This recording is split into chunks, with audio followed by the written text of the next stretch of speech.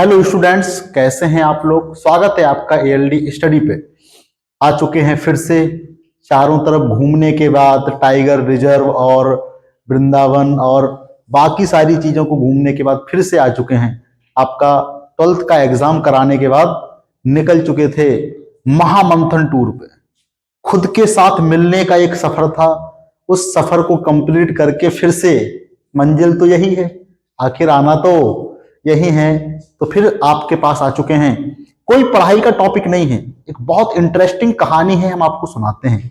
बैतूल जिले का एक लड़का था जिसका नाम था दीपक धुर्वे। उसने अपने घर के माता पिता और अपने छोटे भाई को मार डाला, यहां तक कि अपने छोटी एक बिल्ली को भी मार डाला। इस कहानी की शुरुआत पे चलते हैं। दीपक धुर्वे कोई नॉर्मल व्यक्ति नहीं था। दीपक धुर्वे ने क्लास 12th में 90+ मार्क्स अचीव किए थे। अपने स्कूल का टॉपर था, टॉप किया था उसने सारे सब्जेक्ट में। और घर वालों को बड़ी उम्मीदें थी कि दीपक धुर्वे अपने जीवन में बहुत कुछ करेगा।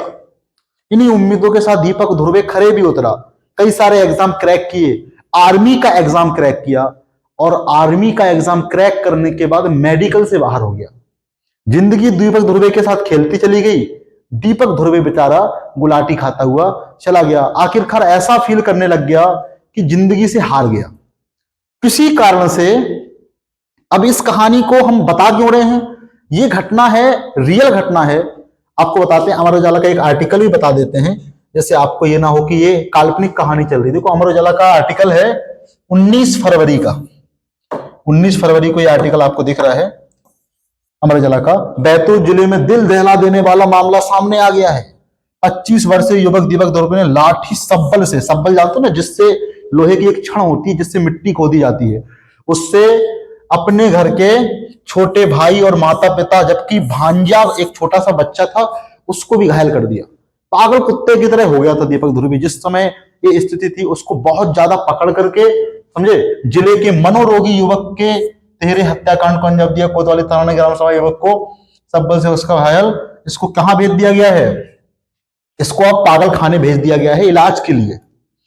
बट ये वीडियो हमने क्यों बनाया, उसका एक कारण है। यहां पे लगातार 3-4 घटनाएं घटित हो गई। आज हमारे एक जान पहचान वाले एक बहुत सौम्य व्यक्ति थे, उन्होंने अपने पिताजी को थप्पड़ मार दिया। कहोगे क्या बात कर रहे हो, बिल्कुल एकदम रियल घटना बता रहे हैं। और ऐसी एक घटना और घटित हो गई, हमारे बगल के ही एक भैया हैं, एक बहुत पहले, वो काफी उम्र के हैं, लगभग 40 साल के हो चुके हैं, 45 साल के। उन्होंने भी अपने पिताजी को लात घूंसों से एक बार मार दिया था और घर से भाग गए थे। ये सब घटनाएं हो क्यों रही है, इसका कारण है, इसमें एक रिपीट पैटर्न है। वो रिपीट पैटर्न क्या है, ये जितने भी लोग हैं वो जीवन से हारे हुए लोग हैं। कहोगे क्या बात कर रहा हूं सर, एक वर्ड याद रख लो, जीवन से हारे हुए लोग, जीवन से हारे हुए लोग। और जीवन से हारे हुए लोग हैं और ये अपनी हार का जिम्मेदार मानते हैं अपने फैमिली मेंबर्स को या अपने आसपास वाले लोगों को। दीपक धुर्वे ने इन सबको क्यों मारा, क्योंकि दीपक धुर्वे के दिमाग में कहीं ना कहीं एक बात आ गई थी कि हम जिस स्थिति में आज हैं, कभी मान लो घर वालों से पैसा मांगा होगा, उन्होंने टाइम पे ना दे पाया होगा, कुछ करने को बोला होगा, उन्होंने टाइम पे ना किया होगा, उसको इरिटेट करने लगे होंगे। एक हीट ऑफ द मोमेंट आया और वो डिसीजन उसने ले लिया और मार डाला। भाई 10-15 मिनट का हीट ऑफ मोमेंट होता है, उसमें ये सारी घटनाएं होती हैं। तो जीवन से हारा हुआ जो वर्ड है, यही सबसे बड़ी कहानी है, यही सबसे बड़ी कहानी है। जो हमारे आसपास के भैया हैं वो भी सेम 45 साल की उम्र में पहुंच गए हैं। एक समय बहुत अच्छे अचीवमेंट उनके पास थे, स्पोर्ट में थे और बहुत सारी चीजें थी। जो वो लड़का था वो भी इस समय पे बहुत ज्यादा टॉपर था, उसने जेईई मेंस का एग्जाम क्रैक किया था, उस बार कॉलेज नहीं लिया था, बहुत सारी चीजें थी, बहुत सारी चीजें। लेकिन समय ऐसा खेलता चला गया और घर वाले एक बर्डन की तरह लगने लग गए। और कहीं ना कहीं दिमाग में ये थॉट आ जाता है कि अगर घर वाले ऐसा ना करते तो आज हम सफल हो गए होते। वो थॉट जब दिमाग में रहता है तो सबसे पहले क्या चीज आती है, सबसे पहले होती है घृणा, घृणा, नफरत, नफरत। नफरत से पनपता है गुस्सा, नफरत से पनपता है गुस्सा। और जब इंसान बार बार गुस्सा होने लगता है, बार बार गुस्सा होने लगता है, उसकी सहनशीलता कम हो जाती है और वो कहीं ना कहीं अपना दुश्मन अपने लोगों को मान लेता है। और कभी ऐसा मोमेंट आता है, हीट ऑफ द मोमेंट, तो ये सारी घटनाएं घटित हो जाती हैं। इसका उपाय क्या है, इसका उपाय एक पक्ष से नहीं हो सकता। कहीं ना कहीं गलती इसमें घर वालों की भी रहती है और कहीं ना कहीं गलती इसमें बच्चों की भी रहती है।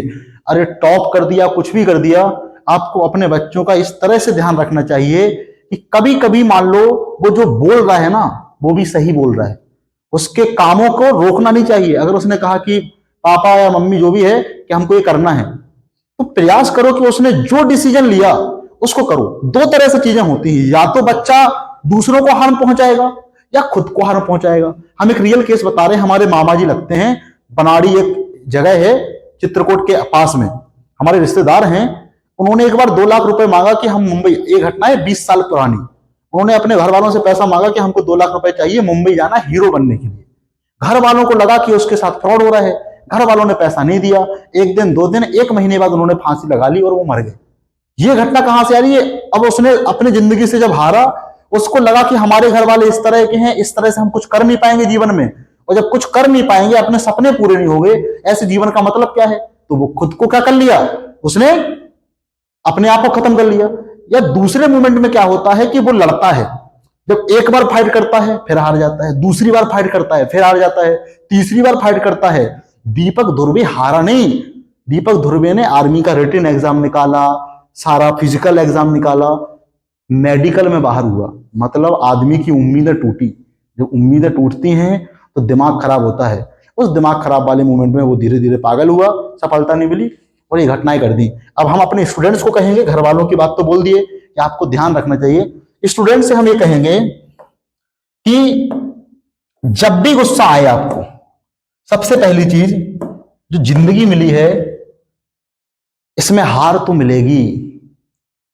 हारने से हताश हो गए, आपकी हार का जिम्मेदार कोई नहीं है।